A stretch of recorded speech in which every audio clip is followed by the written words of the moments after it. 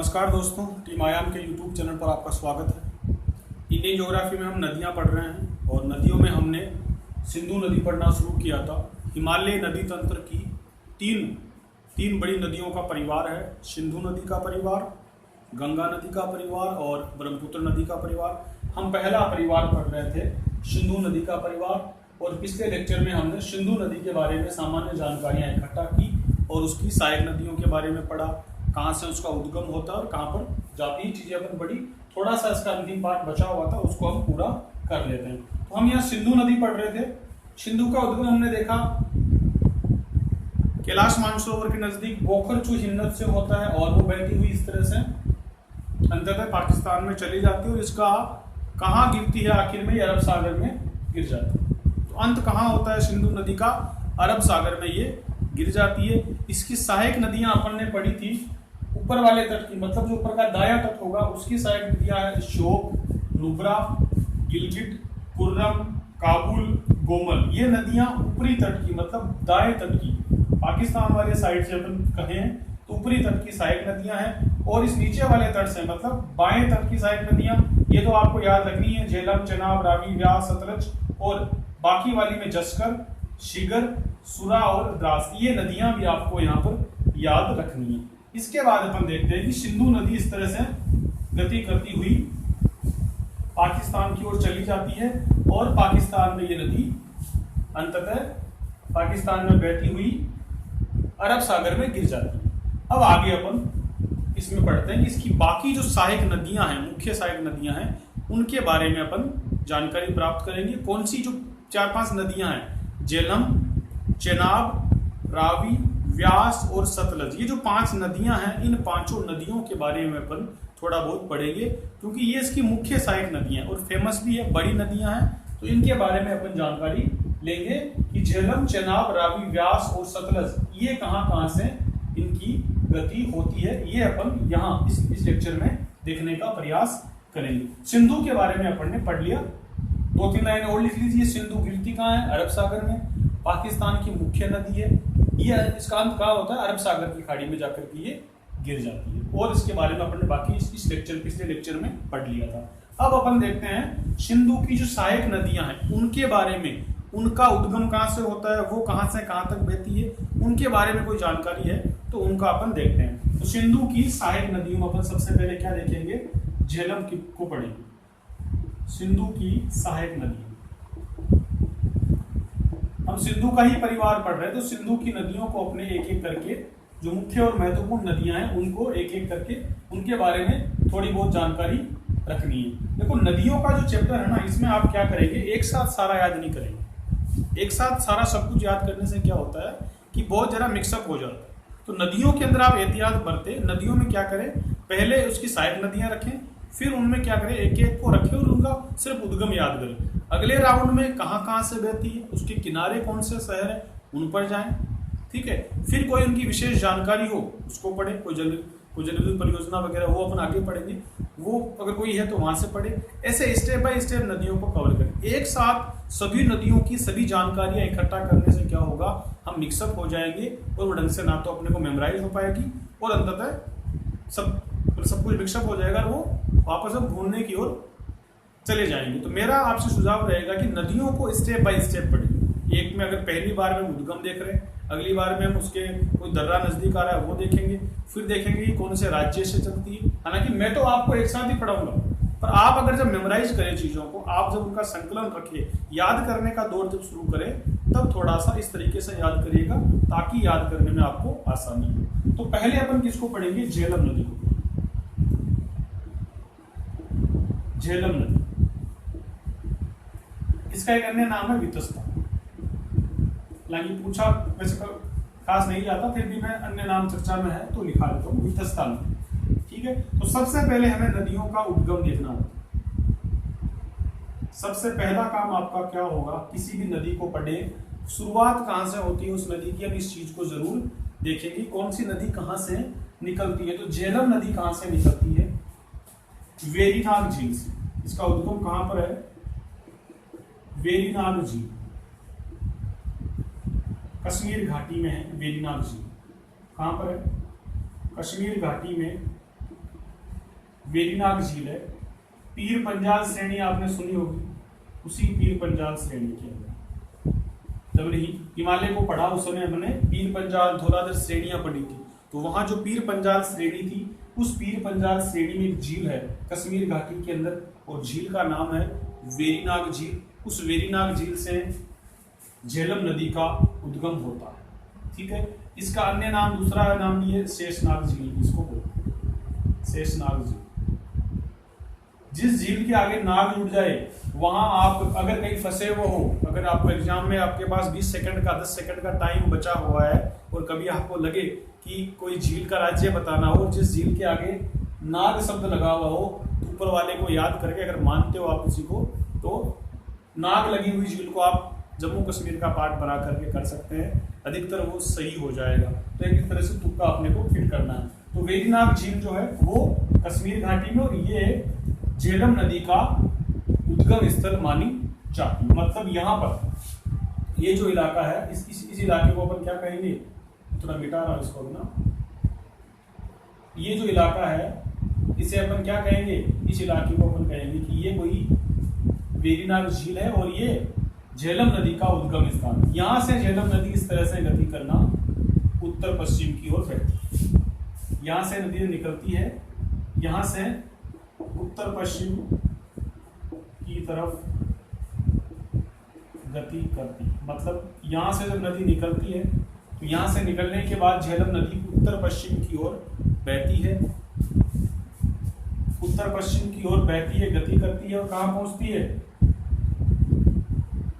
वूलर झील में जाती है। वूलर झील में प्रवेश करती है, वूलर झील में प्रवेश करती है।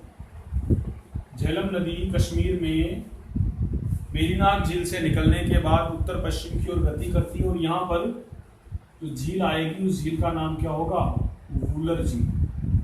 उस झील का नाम क्या होगा, उस झील का नाम होगा वूलर झील। मैं आपको मानचित्र में दिखा देता हूँ और क्लोज से शायद आपको समझ आए। तो वूलर झील में इसके बाद ये प्रवेश करती है,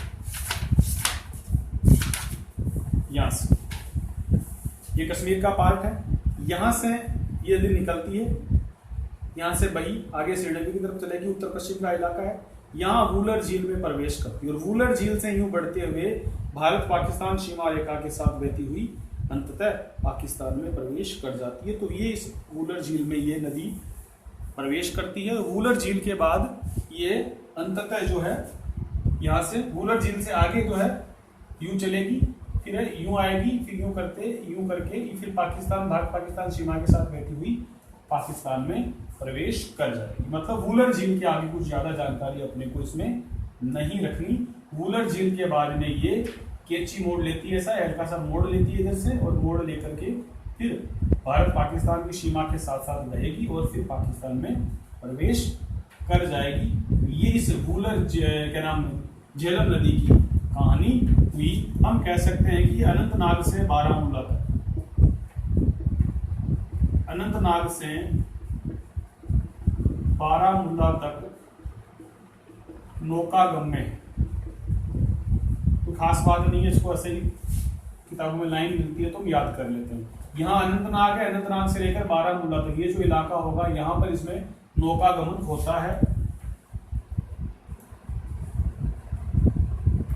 हिमालय पर्वत क्षेत्र की एकमात्र नदी जो विसर्पण करती है, अगली विशेषता अगर बनाना चाहें इसकी तो कौन सी बनेगी, हिमालय पर्वतीय क्षेत्र की। वैसे हिमालय की नदियां मैं कहता हूं कि मैदानों में जाने के बाद विसर्पण करती है, किंतु ये नदी ऐसी है कि ऊपर घाटी वाले क्षेत्र में ही विसर्पण करती है। तो हिमालय पर्वत क्षेत्र की एकमात्र नदी जो विसर्पण करती है, कौन सी नदी है, झेलम नदी। मतलब ये यूं सांप की भांति विसर्पण करती है। इस बात को आप याद रखोगे। ये किताब थोड़ा फटफड़ाट करने की हवा से बंद कर देता हूँ। तो हिमालय क्षेत्र की, हिमालय के पर्वतीय भागों वाली एक ऐसी नदी जो विसर्पण करती है, कौन सी, झेलम नदी है। ये इसकी हमको फैक्ट के रूप में याद करना है। इस तरह से ये नदी पाकिस्तान में चली जाती है और पाकिस्तान में फिर वो सभी नदियां, ये जो झेलम, चेनाब, इनको सबको पढ़ा रहा हूँ, आगे बताऊंगा कहाँ मिलती है।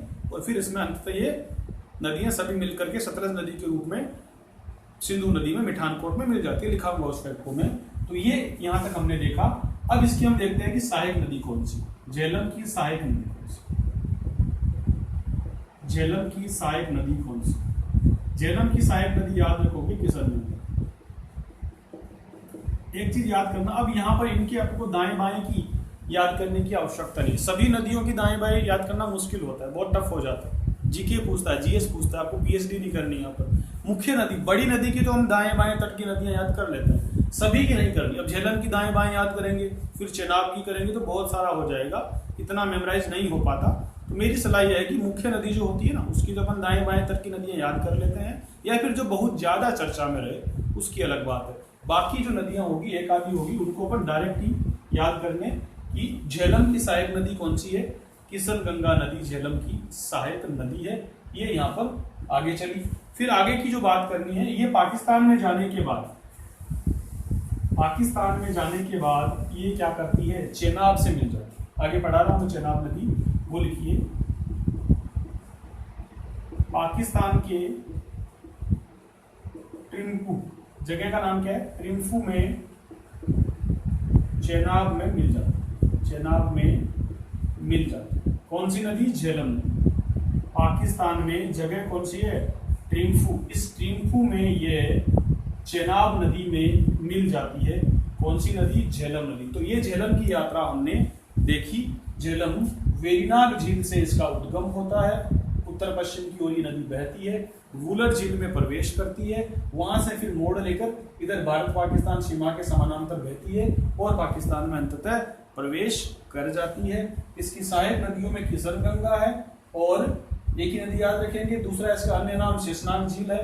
वेरिनाग झील कहां पर है? कश्मीर घाटी, आपने नाम सुना होगा। पीर पंजाल श्रेणियां हैं, उस इलाके में इस नदी का उद्गम होता है। पाकिस्तान में ये चेनाब नदी में मिलती है। कौन सी जगह पर? पाकिस्तान की जगह होगी ट्रिम्फू, जहां ये उस नदी में मिल जाएगी। इसका राज्य कौन सा होगा? इस नदी का एकमात्र राज्य होगा और वो क्या बन गया है? Union territory. तो आप इसको यूटी भी कर सकते हैं, वो केवल जम्मू कश्मीर। क्या होगा? जम्मू कश्मीर एकमात्र ऐसा राज्य होगा जिससे झेलम नदी बहती है। ये सवाल भी आपसे पूछा जाता है कि नदी का राज्य कौन सी नदी किस राज्य में प्रवेश करती है? तो झेलम नदी हिमाचल में प्रवेश नहीं करती, झेलम नदी पंजाब में प्रवेश नहीं करती, झेलम नदी केवल और केवल जम्मू कश्मीर की नदी, जम्मू कश्मीर में ही उसका उद्गम होता है और जम्मू कश्मीर से ही ये पाकिस्तान में प्रवेश कर जाती है। मतलब पंजाब और हिमाचल से इसका कोई लेना देना नहीं है। सिंधु की नदियों में ये सवाल भी पूछ लिया जाता है। ठीक है, तो ये हमने झेलम नदी के बारे में जानकारी पढ़ी। अगली नदी पढ़ते हैं चेनाब। चेनाब नदी कहां से निकलती है और इसके बारे में क्या क्या जानकारियां हैं वो हम थोड़ा देख लेते हैं। चेनाब नदी, दूसरी नदी है चेनाब नदी। चेनाब नदी, इसका उद्गम कहां से होता है? उद्गम पर बात करते हैं पहले तो।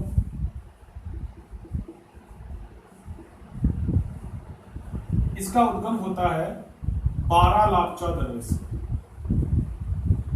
बारालापचा दर्रे के दोनों ओर से।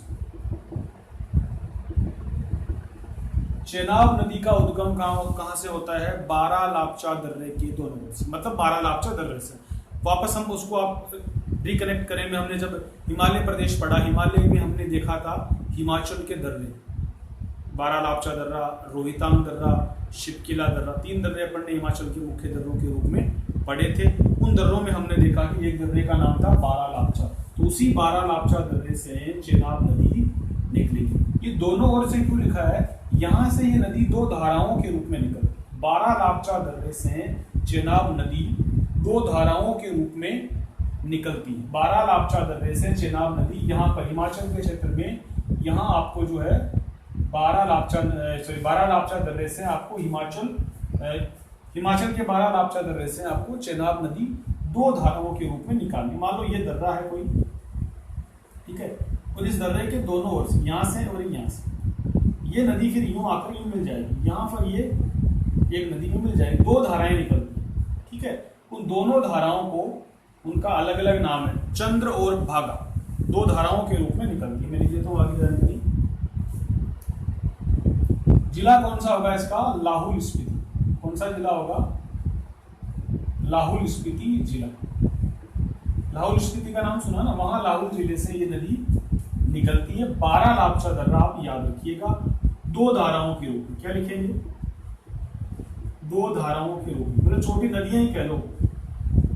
धारा का मतलब क्या होता है? छोटी नदी। 2 धाराओं के रूप में। अब 2 धाराएं हैं तो इसका मतलब उनके नाम अपने को रखने पड़ेंगे। एक का नाम होगा चंद्रा नदी, दूसरे का नाम होगा भागा नदी। तो कहने का मतलब इस क्षेत्र से 2 नदियां निकलती है, छोटी छोटी नदियां निकलती है। उनको अपन कहेंगे, एक को कहेंगे चंद्रा और दूसरी को कहेंगे भागा। तो चंद्रा और भागा नदियों के रूप में, 2 धाराओं के रूप में चेनाब नदी का उद्गम होता है। फिर ये नदी, दोनों नदियां एक जगह मिल जाती हैं। उस जगह का नाम है टांडी और यहां से इसका नाम पड़ता है चेनाब। आगे लिखिए इसमें, चेनाब आपको शुरुआत कहां से करनी है? चेनाब नदी का उद्गम 12 लापचा दर्रा है। कहां पर है? हिमाचल प्रदेश में है। राज्य कौन सा होगा? हिमाचल प्रदेश। लाहौल स्पीति आप याद रखेंगे। यहां से 2 धाराओं के रूप में इस नदी का उद्गम होता है। एक धारा का नाम चंद्रा और दूसरी का नाम भागा। दोनों धाराएं, मतलब चंद्रा और भागा, दोनों, चंद्रा और भागा, मैं इसको लैंग्वेज बना के लिखता हूं, चंद्रा और भागा, चंद्रा और भागा टांडी नामक स्थान पर, चंद्रा और भागा टांडी नामक स्थान पर मिल जाती है, जहां से ये संयुक्त रूप से दोनों धारा मिलने के बाद क्या कहलाएगी? चेनाब कहलाता। तो चेनाब का नाम, चेनाब कहां से होता है? टांडी जगह है, आपको हिमाचल प्रदेश में ही है। उस हिमाचल प्रदेश में टांडी जगह है, वहां से आपको मिलेगी चेनाब नदी।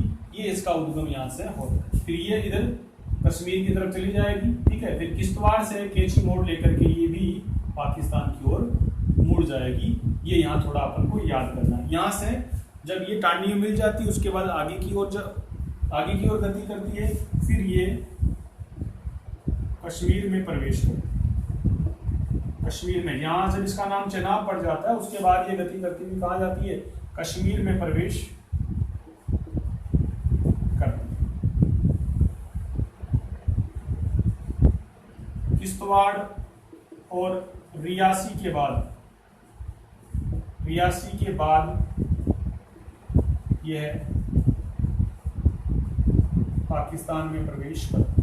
किश्तवाड़ और रियासी के बाद ये पाकिस्तान में प्रवेश करती। आगे की लैंग्वेज क्या लिखोगे? जब ये चेनाब बनी, उसके बाद इसने प्रवेश किया और कहाँ चली गई? कश्मीर के क्षेत्र में चली गई। और कश्मीर में ये किश्तवाड़ का जो इलाका है, किश्तवाड़ जगह है कश्मीर में, इस किश्तवाड़ से कैंची टाइप मोड़ लेकर के, मतलब अचानक से मोड़ लेकर के, यहाँ से मान लो आप यूं करके कोई कैंची मोड़ लिया इसने, और ये फिर जाके पाकिस्तान में प्रवेश। इस तरह मानचित्र में आपको अच्छा लगेगा, तो आप यूं मानिए, ये करके इसको बना लीजिए और ये ऐसे, ठीक है। तो मैं इसको आपको दिखा भी देता हूँ मानचित्र में।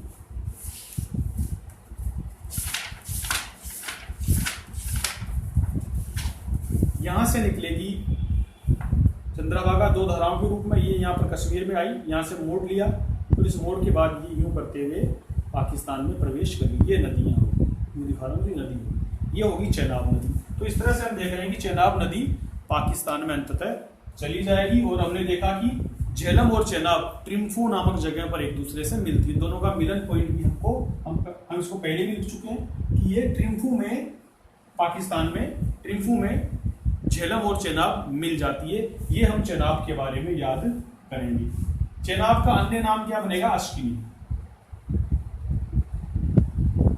चेनाब का दूसरा नाम क्या बनेगा? अश्किनी नदी। चेनाब का दूसरा नाम क्या बनेगा?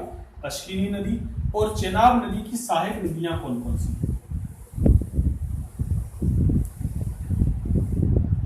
चेनाब नदी की सहायक नदी, चेनाब की सहायक नदियों में हमें याद करना है नीरू, तवी और तीसरी है मरुसुंदरा। तीन नदियां इसकी मुख्य रूप से सहायक नदियां मानी जाती है। कौन कौन सी? नीरू, तवी और मरुसुंदरा। ये नदियां चेनाब नदी की सहायक नदियां मानी जाती है। इस नदी पर बनाए गए जल विद्युत परियोजनाएं जो है ना, उनको अपन याद कर लेते हैं, वो फेमस है, पूछ लिया। चेनाब नदी पर बनी मुख्य जल विद्युत परियोजना। चेनाब नदी पर बनी मुख्य जल विद्युत परियोजनाएं कौन कौन सी होगी? सेलाल, दुलहस्ती और बागलिया। सेलाल जल विद्युत परियोजना, दुलहस्ती जल विद्युत परियोजना और बागलियार जल विद्युत परियोजना। ये जल विद्युत परियोजनाएं किस नदी पर बनी हुई है? चेनाब नदी पर। इनका विस्तृत अध्ययन अपन जब जल विद्युत परियोजनाओं का टॉपिक पढ़ेंगे, वहां सभी नदियों की जहां जहां जिस राज्य जिस इलाके में बनी हुई है उन सभी को पढ़ेंगे। अभी मैं थोड़ा बाद में, और यहाँ सवाल पूछा जाता है उत्तर, इसलिए मैं इनको यहाँ आप एक शॉर्ट नोट के रूप में आप लिख लीजिए। चेनाब नदी पर ये वाली जल विद्युत परियोजनाएं बनी है, शेलाल, दुलहस्ती और बागली। इनको अपन अलग से वापस पढ़ेंगे, पर अभी मैं इनको शॉर्ट में आप लोग को याद आया तो बता दिया।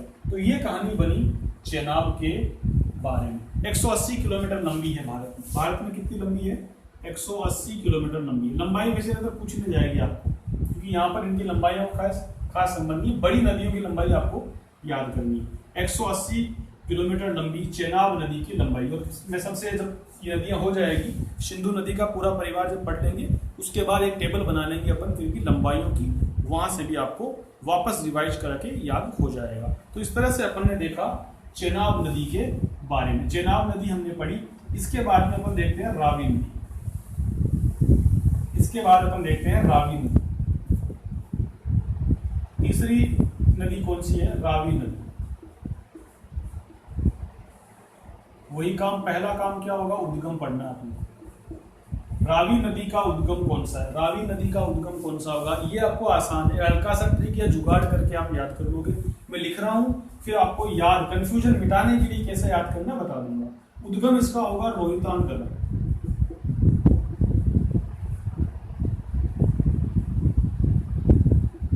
कुल्लू, हिमाचल प्रदेश। हमने हिमाचल के दर्रे पढ़े हैं, ठीक है। तो रोहितांग दर्रा हमको याद करना। रोहितांग दर्रे से निकलती है कौन सी नदी? रावी नदी। उसके पास जो बड़ा इलाका कौन सा है? उस क्षेत्र का नाम है कुल्लू, और हिमाचल प्रदेश इस क्षेत्र का नाम। दूसरी तरफ हमने पिछली नदी पढ़ी चेनाब नदी। चेनाब नदी का दर्रा था बारालापचा दर्रा, और उसका इलाका था लाहौर, ठीक है, वो भी हिमाचल था। अब कंफ्यूजन तो होगा, किस्मत हम अपनी जानते हैं, एग्जाम हॉल में जाकर के खराब हो जाती है। जब भी एग्जाम में हमको लगता है कि सवाल हो सकता है वो एक थोड़ा सा उसमें अलग क्लिक हुआ, कंफ्यूजन क्रिएट और सवाल गलत, तो वहां कैसे बचे? सवाल को याद करना आसान नहीं। अपन इनको एक बार जब पढ़ेंगे तो मेरे हिसाब से आसानी से याद हो जाता है, पर दिक्कत कहाँ आती है? दिक्कत आती है आपको इसको लंबे समय तक याद करने और एग्जाम हॉल में रिकॉल करने में। हम यहाँ से घर से चीज पढ़ के जाते हैं, और कई बार ऐसा होता है जब किस्मत खराब होती है तो एग्जाम हॉल में सवाल सामने है, किंतु इतना एक कंफ्यूजन क्रिएट हो जाता है अंदर ही अंदर, और हम फंस जाते हैं। हमको लगता है ये भी हो सकता है, ये भी हो सकता है, पर वो कंफ्यूजन यहाँ कौन सा होगा मैं आपको एग्जाम्पल देके बता दूं। आपके एग्जाम में सवाल जो आएगा वो आएगा कि निम्नलिखित में से चेनाब नदी का उद्गम है। ऑप्शन आएगा बारालापचा दर्रा, रोहितांग दर्रा, शिपकिला दर्रा, या फिर कोई और नाम आ जाएगा। अब आपको पता है कि दर्रा तो कोई है, आपको इतना क्लिक हुआ कि कोई तो दर्रा है, और दर्रा भी कौन सा है? हिमाचल का है। तो हिमाचल के तीनों दर्रे आपके दिमाग में फिट हो जाएंगे, रोहितांग, बारालापचा और शिपकिला। चौथा ऑप्शन आप काट दो, ठीक है। अब तीन दर्रों में भी कंफ्यूजन रहेगा, आपको लगेगा कि बारालापचा है, फिर मन कहेगा नहीं नहीं यार ये तो रोहितांग भी हो सकता है, फिर थोड़ा सा मन करेगा शिपकिला भी हो सकता है। ऐसी स्थिति में आपको क्या करना है? इस तरह से हमको कुछ जुगाड़ अपने आप से पहले, जहां भी अपने को लगे कि हम जुगाड़ कर सकते हैं, तो उन जुगाड़ के साथ ऑलरेडी हमको प्रिपेयर होकर रहना है। कब किस्मत खराब हो जाए कुछ पता नहीं है ना, ये माइंड है, बहुत सारी चीजें याद करनी होती है। इसी मस्तिष्क को अपने को साइंस भी पढ़ना है, इसी मस्तिष्क में अपने को ज्योग्राफी रखना है, पॉलिटी भी यही याद रहेगा, करंट की घटनाएं भी यही याद करनी है, और कुछ एग्जाम में आपको रीजनिंग, मैथ वगैरह, इंग्लिश वो भी तो याद करके जाने पड़ते हैं। तो सारा सब कुछ एक जगह रहेगा तो मिक्सअप होने का चांस तो रहेगा। तो हमें कुछ जुगाड़ तैयार करना। तो यहाँ मैं एक जुगाड़, मैं जो रखता हूँ जुगाड़, मुझे अगर कहीं मान लो परेशानी हो जाए यहाँ के इनका उद्गम मालूम करने में, मैं किस तरह का जुगाड़ लगाऊंगा। मैं थोड़ा रवि नाम है लड़के, देखो यहाँ लड़के का नाम, रवि का दोस्त कौन, राहुल, और एक कालू। कुल्लू से कालू कौन सी बड़ी बात है, देख सकते हैं ना यार। तो तीनों लड़के साथ रहेंगे, तीनों लड़के। इस क्षेत्र में अपने को कंफ्यूजन हटाने के लिए क्या दिमाग में रखना है, तीनों लड़के साथ रहेंगे। तीनों लड़के मतलब रवि, रोहित और कालू, ये तीनों साथ रहेंगे, मतलब काम क्लियर है। अब नहीं फंसेंगे अपन। अब क्या करेंगे अपन, रावी नदी, रोहितांग दर्रा होगा, कालू मतलब कुल्लू क्षेत्र होगा। अब आपको कभी भी अगर ये थोड़ा सा जुगाड़, ये ठीक नहीं है, ये जुगाड़ होते हैं, ये उठपटांग से जुगाड़ होते हैं, और आपको हंसी भी आ सकती है, अपने अंदर बना हुआ होता है। अगर मैंने बनाया, मैंने बता दिया, आप दूसरा बना लो, पर जैसा भी हो अपने को जुगाड़ तैयार करके रखना है। तो यहाँ हमने देखा रवि नाम का लड़का, रोहित नाम का लड़का और कालू नाम का लड़का, तीनों दोस्त है, तीनों लड़के हैं, तीनों पुरुष है, तीनों को अपन साथ रखें, इनको अलग अलग नहीं रखें। रवि, रोहित और कालू, मतलब रावी नदी रोहितांग दर्रा का संबंध रखना है। मतलब रावी नदी जब भी आएगी तो इसका युग्म मिलाना होगा। कहां से निकलेगी, रोहितांग दर्रे से निकलेगी। इलाका कौन सा, कालू, कुल्लू, ठीक है। अब बाकी जो बचा ना तो काट पिटा के और एडजस्ट, यहाँ अगर इतना सा क्लिक रहे तब भी काफी ज्यादा फायदा होगा। आप यहाँ पर अब अगर आपको चेनाब का पूछा है तो आप किसी भी हालत में रोहितांग दर्रा करके नहीं आओगे, और जब मैं शिवकिला के बारे में पढ़ाऊंगा तब और क्लियर हो जाएगा कि शिवकिला भी हमें क्यों नहीं करना। रोहितांग तो नहीं करके आओगे, रोहितांग तो रावी नदी के रूप में ही करके आओगे। तो ये रावी नदी का उद्गम हुआ, ये भी यहाँ से निकली, ये थोड़ा सा इधर से निकलती, ठीक है, ये यहाँ से निकली, ये हल्की सी आपको पाकिस्तान और कश्मीर और हिमाचल की बाउंड्री के नजदीक से निकलती है, और भारत और पंजाब के बॉर्डर के पास चलती है। ये नदी भारत पाकिस्तान में जो पंजाब का इलाका है, पंजाब बॉर्डर के साथ बहती हुई पाकिस्तान में गिर जाती। ये नदी पंजाब बॉर्डर से बहती हुई, पंजाब बॉर्डर से बहती हुई, पंजाब बॉर्डर के साथ बहती हुई, पंजाब बॉर्डर के साथ बहती हुई पाकिस्तान में प्रवेश